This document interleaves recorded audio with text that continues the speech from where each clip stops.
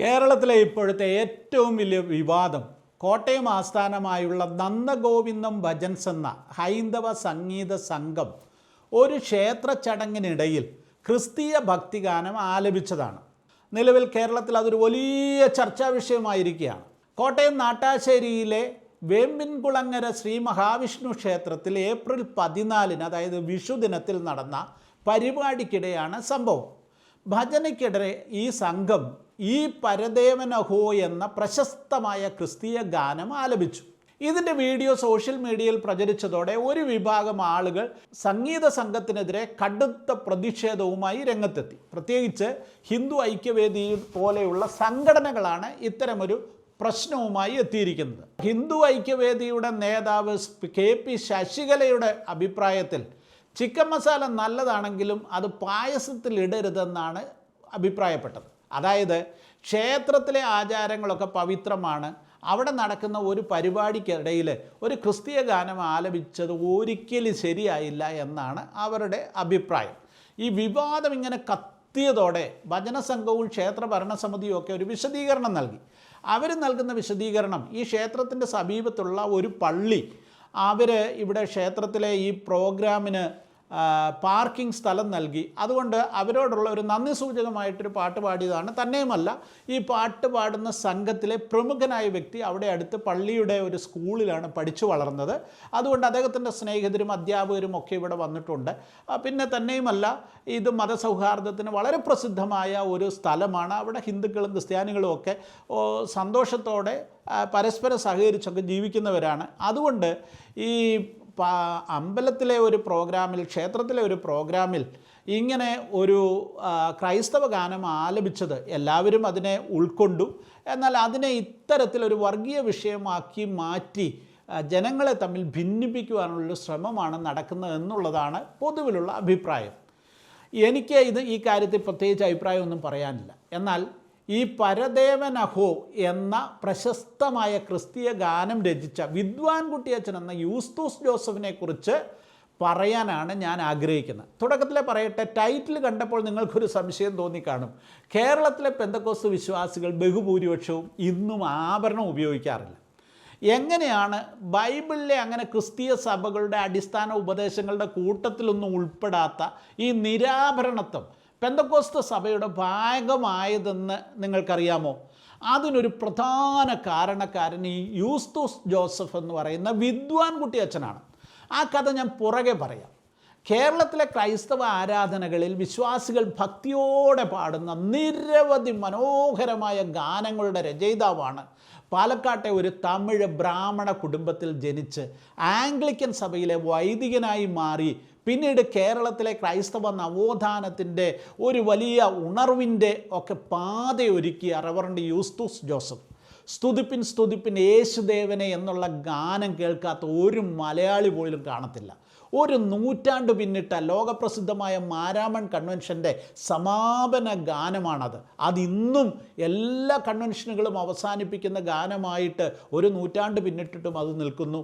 അത് യൂസ്തൂസ് ജോസഫിൻ്റെ മനോഹരമായൊരു ഗാനമാണ്. ഇനി യൂസ്തൂസ് ജോസഫിൻ്റെ ആത്മീയ യാത്രയും അദ്ദേഹവുമായി ബന്ധപ്പെട്ട വിവാദങ്ങളും ഗാനങ്ങളും ഏതൊക്കെയാണെന്ന് നമുക്കൊന്ന് നോക്കാം. 1935 സെപ്റ്റംബർ 6 പാലക്കാട് മണിപുരം ഗ്രാമത്തിൽ രാമയ്യർ എന്ന പേരിൽ അദ്ദേഹം ജനിച്ചു. ക്ഷേത്ര ഗായകനായ വെങ്കടേശ്വര അയ്യരുടെയും മീനാക്ഷി അമ്മാളിൻ്റെയും മകനായിട്ടാണ് ജനിച്ചത്.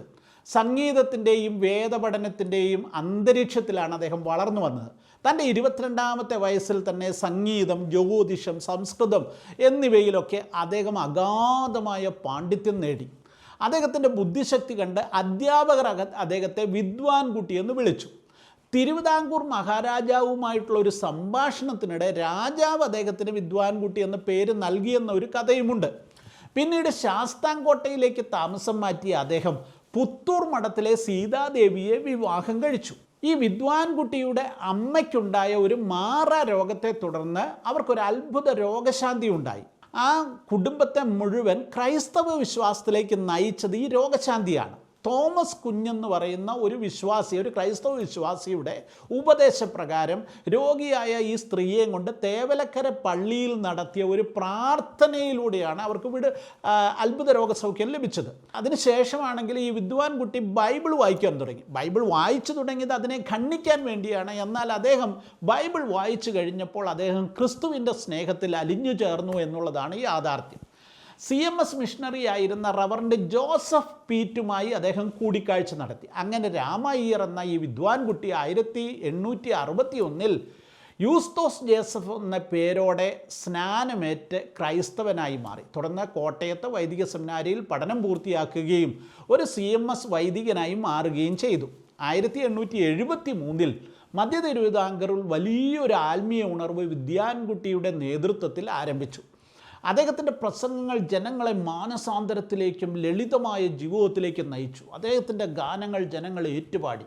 എന്നാൽ ഈ കാലഘട്ടത്തിൽ കൂടാരപ്പള്ളിയിൽ തൊമ്മൻ എന്ന ഒരു പ്രവാചകൻ്റെ സ്വാധീനം അദ്ദേഹത്തിൻ്റെ ജീവിതത്തിൽ വലിയൊരു മാറ്റമുണ്ടാക്കി.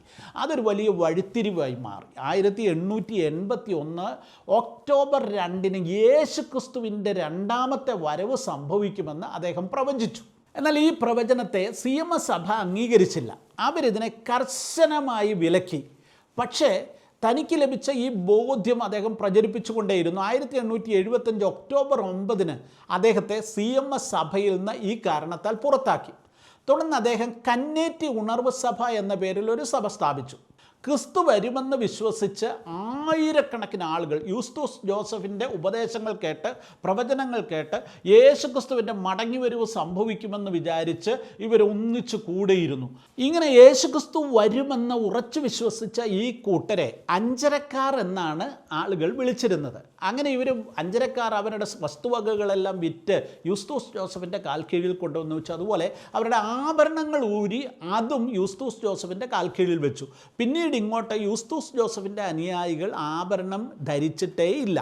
അങ്ങനെ ഒരു ക്രൈസ്തവ മുന്നേറ്റത്തിൻ്റെ ഒരു ഉണർവിൻ്റെ ഭാഗമായി ആഭരണം കേരളത്തിൽ ആദ്യമായി ഉപേക്ഷിക്കപ്പെട്ടത് യൂസ്തോസ് ജോസഫിൻ്റെ അനുയായികളാണ്. അങ്ങനെ അതിൻ്റെ പിന്തുടർച്ചയായിട്ടാണ് പിന്നീട് വന്ന ബ്രദറുകാരും അതിനെ തുടർന്ന് പെന്തക്കോസ്തുകാരും ആഭരണം ഉപേക്ഷിച്ചത്.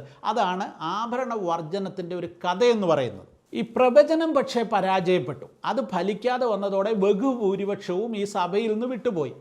എന്നാൽ കുറച്ച് പേർ അദ്ദേഹത്തോട് കൂടെ നിൽക്കുകയും അവർ പിന്നെ യൂയോമയ സഭ എന്ന പേരിൽ ഒരു സഭ രൂപീകരിക്കുകയും ചെയ്തു. അതിൻ്റെ പേരിട്ടത് യഹോവ, യേശു, ജോസഫ്, യോഹന്നാൻ എന്നീ പേരുകളുടെ ആദ്യ അക്ഷരങ്ങൾ ചേർത്താണ് യൂയോമയ സഭ എന്ന പേരുണ്ടാക്കിയത്. സംസ്കൃതവും ബൈബിളും ഒക്കെ ചേർത്തുള്ള ഒരു പ്രത്യേക ജീവിത ശൈലി തന്നെ യൂസ്തോസ് ജോസഫ് പിന്നീട് ഡെവലപ്പ് ചെയ്തെടുത്തു. ഇവരെല്ലാവരും സസ്യാഹാരികളായിരുന്നു. ലഹരിയൊന്നും ഉപയോഗിക്കത്തില്ല, ആഭരണം ഉപയോഗിക്കത്തില്ല. ഇങ്ങനെ വ്യത്യസ്തമായ ഒരു ജീവിതം നയിക്കുന്ന വ്യത്യസ്തമായ ഒരു സമൂഹമായിട്ട് അവർ മാറ്റപ്പെട്ടു. ഇങ്ങനെ അദ്ദേഹത്തിന് ഉപദേശപരമായ ഒരു മാറ്റമുണ്ടായെങ്കിലും വിദ്വാൻ കുട്ടിയച്ഛൻ്റെ ഏറ്റവും വലിയ സന്ദേശം അദ്ദേഹം രചിച്ച 300-ലധികം ക്രൈസ്തവ ഗാനങ്ങളാണ്. സാധാരണക്കാരൻ്റെ പള്ളിപ്പാട്ടുകൾക്ക് സാഹിത്യപരമായ ഗാംഭീര്യവും രാഗസമൃദ്ധിയുമൊക്കെയാണ് അദ്ദേഹം നൽകിയത്. മാർത്തോമാ സഭയുടെ പാട്ടുപുസ്തകങ്ങളിൽ ഓൾമോസ്റ്റ് അദ്ദേഹത്തിൻ്റെ പാട്ടുകളെല്ലാം ഉൾച്ചേർത്തിട്ടുമുണ്ട്. സ്തുതിപ്പിൻ സ്തുതിപ്പിൻ യേശുദേവനെ എന്നുള്ളത് മാത്രമല്ല, സേനയിൻ യഹോവയെ, വരുവിൻ നാം യഹോവയ്ക്ക് പാടുക തുടങ്ങി മനോഹരമായ നിരവധി ഗാനങ്ങൾ അദ്ദേഹത്തിൻ്റെതായിട്ട് ഇന്നും ക്രൈസ്തവ ലോകം പാടിക്കൊണ്ടേയിരിക്കുന്നു. 1887 തൻ്റെ 52ാമത്തെ വയസ്സിൽ അദ്ദേഹം അന്തരിച്ചു. അദ്ദേഹത്തിൻ്റെ പ്രവചനങ്ങൾ ചരിത്രത്തിൽ ചോദ്യം ചെയ്യപ്പെട്ടെങ്കിലും അദ്ദേഹം പാടിയ പാട്ടുകളിലൂടെ യൂസ്തോസ് ജോസഫ് ഇന്നും ജീവിക്കുന്നു. ബ്രാഹ്മണ പാണ്ഡിത്യവും ക്രൈസ്തവ ഭക്തിയും ചേർന്ന അസാമാന്യമായ ആ പ്രതിഭ കേരള ക്രൈസ്തവ ചരിത്രത്തിലെ ഒളിമങ്ങാത്ത നക്ഷത്രമായിട്ട് ഇന്നും നിലകൊള്ളുന്നു എന്നുള്ളതാണ് യാഥാർത്ഥ്യം. ഏതായാലും അദ്ദേഹത്തിൻ്റെ ഒരു ഗാനമാണ് നന്ദഗോവിന്ദം ഭജൻസ് എന്ന് പറയുന്ന ആ ഗായക സംഘം ഒരു ക്ഷേത്ര പ്രോഗ്രാമിൽ പാടിയതും വിവാദമായി മാറിയതും എന്നുള്ളത് ഏറ്റവും വലിയ ഒരു ഐറണിയായി മാറിയിരിക്കുന്നു എന്നുള്ളതാണ് യാഥാർത്ഥ്യം.